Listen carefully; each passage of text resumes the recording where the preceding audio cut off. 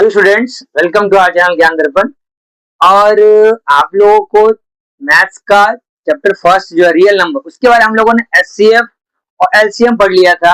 मैंने ये क्वेश्चन भी बताया था किस तरीके से आप ए और बी अगर नंबर दिया हुआ है उसका एचसीएफ दिया हुआ था, एलसीएम कैसे निकाल सकते हो। सेम अगर एलसीएम दिया हुआ था आप एचसीएफ भी निकाल सकते हो। दूसरा मैंने कहा था कि इसमें एक क्वेश्चन आता है जो एग्जाम में आता ही आता है, वो यही क्वेश्चन है कि root two is an irrational number, इसको आपको प्रूव करना है। अब रूट टू की जगह रूट थ्री भी हो सकता है, रूट फाइव भी हो सकता है। तो मैं आपको यहाँ एक तरीके से समझा रहा हूँ, आप जरूर इसको समझो जिससे एग्जाम में आपको प्रॉब्लम नहीं आए। आप एज इज लिखोगे, हाँ नंबर बदल देंगे तो आप यहाँ पे उसका डिजिट चेंज हो जाएगा, लेकिन आपको लिखना इसी तरीके से है। पूरे मार्क्स में 3 नंबर का क्वेश्चन आता है, ये पूरे 3 मार्क्स आपको मिल जाएंगे। क्वेश्चन देखो कैसे सॉल्व करना उसका।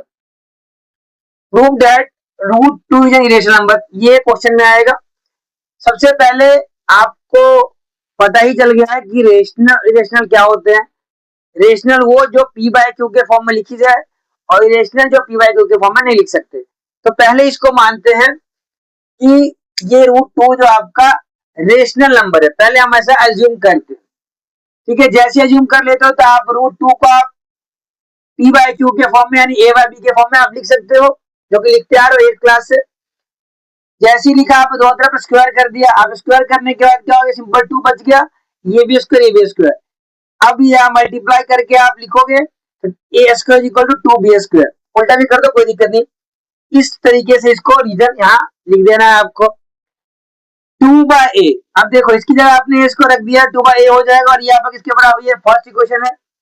सेम इस 2a को आपने 2c के बराबर कर दिया। कोई और भी हो सकता है, ये 2k भी लिख सकते हो आप। जैसे अगर pq रखता है तो pqr रख लेते, एक ही बात थी। a स्क्वायर जो है दो तरह स्क्वायर किया आपने, a स्क्वायर जो है 4c स्क्वायर, क्योंकि 2 का स्क्वायर 4 और c का स्क्वायर c स्क्वायर हो जाएगा। 2b square is equal to, क्योंकि आपका इसकी जगह आप ये पुट कर दोगे 4c स्क्वायर। सेम आगे चलोगे तो b square is equal to 2c square. बड़ा इजी सा है, आराम समझते जाना, स्टेप बाय स्टेप करोगे नंबर पूरे मिलेंगे। 2c इज इक्वल टू, अब सेम वही बात यहाँ पे आप लिख दो, सेम रीजन। ये आपका सेकंड इक्वेशन हो गया। अब जो है आपका फर्स्ट और सेकंड से आप क्या देख रहे हो कि 2 is a common factor, 2 is a common a and b. This contradicts the fact that a and b have no common factor other than 1. This means that ours जो हमने सपोज किया था, अज्यूम किया था, वो रॉन्ग है। हमने क्या अज्यूम किया था कि रूट टू एक रेशनल नंबर है, वो हमारा अज्यूम गलत हो गया। तो अब क्या मिलेगा हमें, ये रूट टू रेशनल नहीं है तो क्या हो जाएगा, इरेशनल। ये तो पूछा था, hence root two is an irrational number, hence proved. चाहो तो लिख दो यहाँ हैंस प्रूव्ड, लिख दो कोई दिक्कत नहीं है, पूरे मार्क्स में आपने रूट टू को किस तरीके से इरेशनल नंबर प्रूव करना आपने सीख लिया।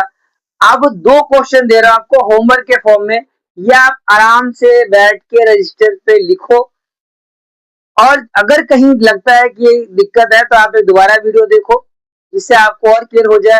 और आपको 2 डिजिट दे रहा हूं जिसको आपको प्रूव कर रहा है इरेशनल नंबर। पहला है आपका रूट थ्री, दूसरा है आपका रूट फाइव। इन अगर ये आप तरीके से प्रूव कर लेते हो, इसका मतलब क्या आपके 3 मार्क्स पक्के हो गए। देखो 10th क्लास है, स्टार्टिंग से अगर मेहनत करोगे तो आखिरी में आपको अच्छे मार्क्स मिल जाएंगे। इसका असर आपको दिखने लग जाएगा, आपको यूटी में, आपके प्री बोर्ड में, आपके फर्स्ट टर्म में।